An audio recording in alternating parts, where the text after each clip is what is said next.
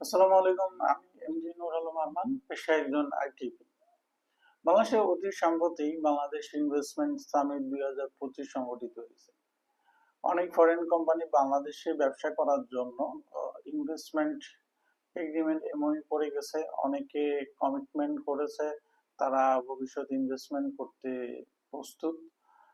তো এই যে বাংলাদেশের ইনভেস্টমেন্ট এবং এই ইনভেস্টমেন্ট প্রতিশ্রুতি যারা করেছে, অর্থাৎ এখন তাকে যেটা করতে হবে, বাংলাদেশে যে অথরিটি গুলো আছে, অর্থাৎ ব্যবসা করতে গেলে যেসব অথরিটি থেকে পারমিশন নিতে হয় এবং এই পারমিশন নিতে গেলে যে অবস্ট্রাগল গুলো আছে, যে সমস্যাগুলোর সম্মুখীন হতে হয়, অর্থাৎ আমাদের যে সমস্যাগুলোর দিকে চোখ দেওয়া উচিত, যে সমস্যাগুলো সলভ করলে ফরেন ইনভেস্টমেন্ট অনেক বাড়বে এবং এই জায়গায় যে আমলাতান্ত্রিক জটিলতা বা যে প্রবলেম গুলো আছে, আশা করি এগুলো সলিউশন হবে যদি সংশ্লিষ্ট কর্তৃপক্ষ এই বিষয়ে তাদের গভীর দৃষ্টিপাত করে।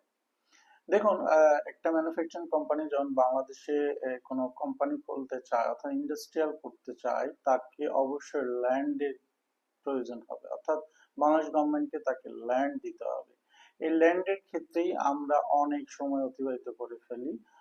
আমার মনে হয় এটা একটা অ্যাপ্লিকেশন বিডা পর্যন্ত, বিডা বরাবর হওয়া উচিত যে সে বাংলাদেশে যে ইনভেস্টমেন্ট করতে চায় সেই ইনভেস্টমেন্ট ডিটেইলস সহ একটা আহ, তার প্রজেকশন যদি তারা বিটাকে দিয়ে থাকেন এবং এই প্রজেকশনের ভিত্তিতে বিটা যদি এটা 1 মাসের মধ্যে তাকে ল্যান্ড বরাদ্দ দিয়ে থাকে, তাহলে এইখানে যে 3 মাস, 6 মাস, 1 বছর, ইভেন আমরা এরকম শুনেছি যে 5 বছর একটা কোম্পানি স্টাবলিশ হতে পারে না।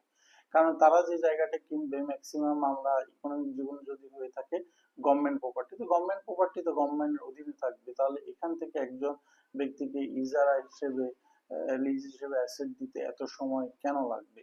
এই বিষয়ে গভর্নমেন্টের দৃষ্টি আকর্ষণ করছি।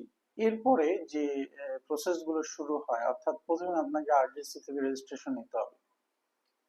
আরডিসি থেকে রেজিস্ট্রেশন নিতে গেলে বাংলাদেশে যেটা হয়, ফরেন ইনভেস্টরকে ইনকর্পোরেশনের পূর্বে তার পেড আপ ক্যাপিটাল তার লোকাল ব্যাংকে পাঠাতে হয়, বাংলাদেশের লোকাল ব্যাংকে পাঠাতে হয়, যেটা অন্যান্য দেশে এই ধরনের প্র্যাকটিস নাই। সব জায়গায় ইনকর্পোরেশন হওয়ার পরে শেয়ার অ্যামাউন্টটা পাঠাতে হয়। তো এইটা যেহেতু অন্যান্য জায়গা থেকে এটা একটা ব্যারিয়ার এবং অন্যান্য জায়গা আপনার যে ইনভেস্ট মানুষ করে, সেক্ষেত্রে কি ইনকর্পোরেশন পূর্বে কেউ ইনভেস্ট করে না। তা আমাদের দেশেও এটা হওয়া উচিত, একটা প্রতিষ্ঠান ইনভেস্টমেন্টের পূর্বেই কেন পেড আপ ক্যাপিটাল দিবে? ইনকর্পোরেশনের পরে যদি পেড আপ ক্যাপিটালটা আসে, তাহলে অথরিটির এই অথরিটি অর্থাৎ আরজেসি অথরিটির তাকে ইনকর্পোরেশন সার্টিফিকেট দিতে আরো কম সময় লাগবে। দেখেন, একটা টাকা যখন বিদেশ থেকে আসে 7 দিন থেকে 10 দিন লাগে সে টাকাটা পাঠায়, এবং এখানে পার্টনার যদি একাধিক হয় সেই টাকাটা বাংলাদেশে আসে, সেটা হচ্ছে বাংলাদেশে ইনক্যাশ হয়, ইনক্যাশ হওয়ার পর সেই সার্টিফিকেটটা আরডিসি তে দিতে হয়, ব্যাংক এইটা আরডিসি তে পাবলিক করে দেয় ওয়েবসাইটে, দেন এটা ভিজিবল হলে তাদের ভেরিফিকেশনটা কমপ্লিট হয়। অর্থাৎ এখানে 7 থেকে 10 দিন, কোনো ক্ষেত্রে 15 দিন লেগে যায়, কিন্তু নর্মাল লোকাল একটা কোম্পানি ইনকর্পোরেশন করতে 3 থেকে 4 দিন লাগে।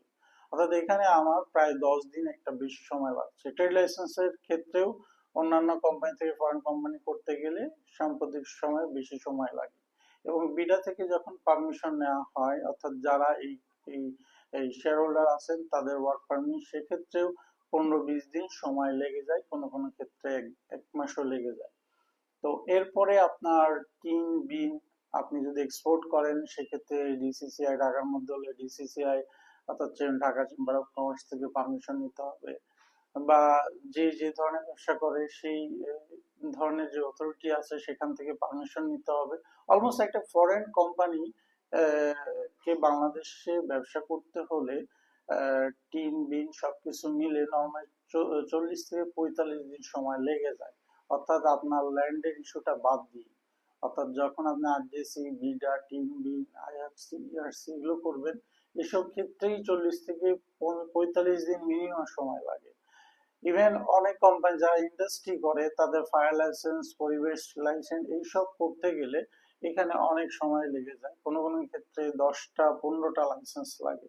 এই সবগুলো যদি একটি ছাতার মধ্যে আসে বা এইসব ক্ষেত্রে যদি ডিজিটালাইজেশন করা হয় এবং এই সার্টিফিকেট গুলো যদি একদিনেই করা যায় তাহলে এত সময় লাগে না। এতে ইনভেস্টররা কনফিউজ হয়ে যায়, তারা বাংলাদেশ সম্পর্কে নেগেটিভ ধারণা করে। আপনি দেখেন, আপনি অনেক কষ্ট করে ইনভেস্টরকে বাংলাদেশে নিয়ে আসেন, যখন ইনভেস্টমেন্ট প্রসিডিউর গুলো লং হয়ে যাবে তখন তাদের মধ্যে কনফিউশন কাজ করবে, তাদের মধ্যে সিকিউরিটির অভাব হবে। এবং আপনি যখন ইনভেস্ট করবেন, ইনভেস্টর ইনভেস্ট করে ব্যবসা করতে চাইবে, দ্রুত ব্যবসা স্টার্ট করতে চাইবে।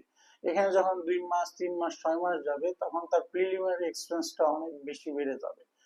তো সেক্ষেত্রে তাদেরকে পজিটিভলি ভাবে বাংলাদেশে মোটিভেট করতে হলে এই জায়গাগুলোতে কাজ করার সুযোগ আছে। তাই বিডা যেহেতু ফরেন ইনভেস্টমেন্ট গুলো দেখেন এবং বর্তমান যিনি চেয়ারম্যান আছেন তিনি অনেক ডাইনামিক একজন পার্সন, তাই আমাদের অনুরোধ থাকবে আপনারা ডিজিটালাইজেশন করুন, সময়গুলো কমায় ফেলুন এবং এই ক্ষেত্রে যে আমলাতান্ত্রিক জটিলতা আছে এটাকে আপনাদের